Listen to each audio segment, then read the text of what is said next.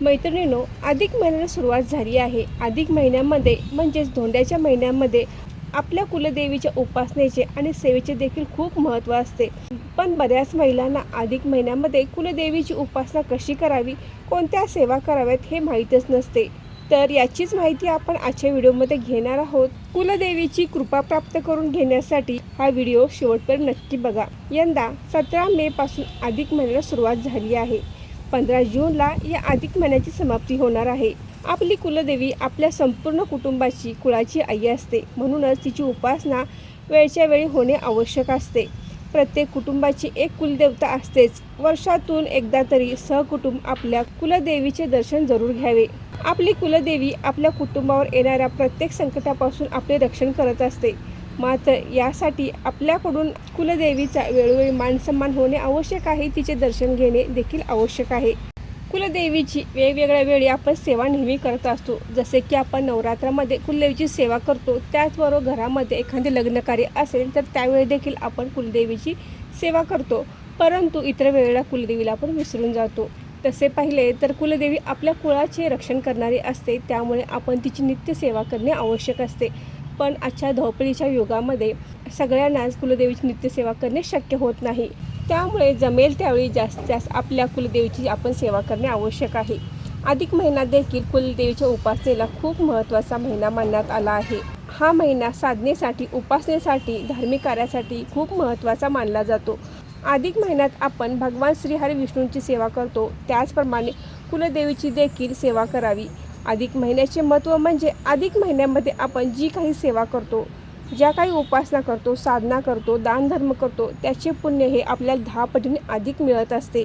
त्यामुळे आपण या महिन्यात आपल्या कुलदेवीची जास्त सेवा करण्याचा प्रयत्न करायचा आहे.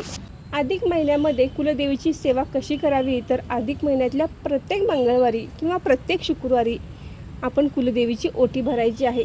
जर तुम्ही मंगळवारी भरणार असाल तर अधिक महिन्यातल्या प्रत्येक मंगळवारी कुलदेवीची घरच्या घरी ओटी भरायची आहे. आणि जर तुम्ही शुक्रवारी भरणार असाल तर अधिक महिन्यातल्या प्रत्येक शुक्रवारी तुम्ही घरच्या घरी कुलदेवीची ओटी भरायची आहे. आपल्या देवघरामध्ये आपल्या कुलदेवीचा टाक असतो किंवा फोटो असतो, तर फोटो स्वच्छ करून त्याची पूजा करायची आहे. आणि जर कुलदेवीचा टाक असेल तर टाकाला अभिषेक घालायचा आहे आणि आपण कुलदेवीची ओटी भरायची आहे. ओटीच्या साहित्यामध्ये साडी, चोळी म्हणजे साडी किंवा खण आपण घेऊ शकता, बांगड्या, नारळ, मंगळसूत्र, हळदी कुंकू, गजरा, 5 प्रकारची फळे किंवा फक्त आपण 11 केळी, 9 केळी अशा पद्धतीने घेतली तरी चालेल.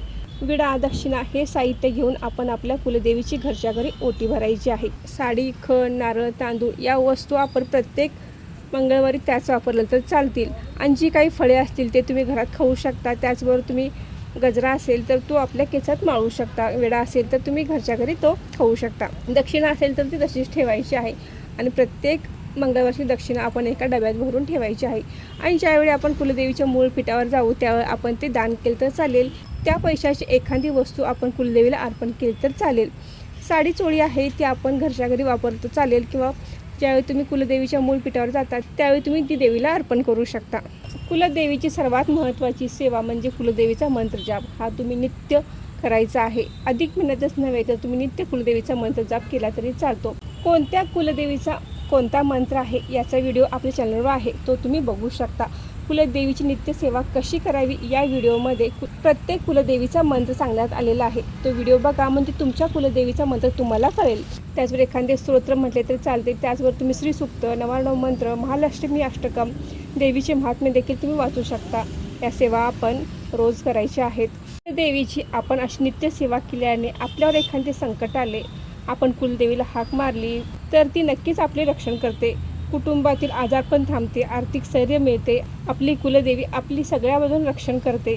जर तुम्हाला तुमची कुलदेवी माहीत नसेल, कोणत्या देवीची सेवा करावी हे जर तुम्हाला कळत नसेल तर तुम्ही 3.5 शक्तिपीठातील कोणत्याही देवीची तुम्ही सेवा करू शकता. आणि देवीला ही विनंती करायची आहे की माझी कुलदेवी मला माहीत नाही, तर मी तुझी सेवा करत आहे आणि माझी कुलदेवी मला लवकर कळू दे, असे कुलदेवीला सांगावे. त्यामुळे आपली कुलदेवी आपल्याला लवकरच कळते.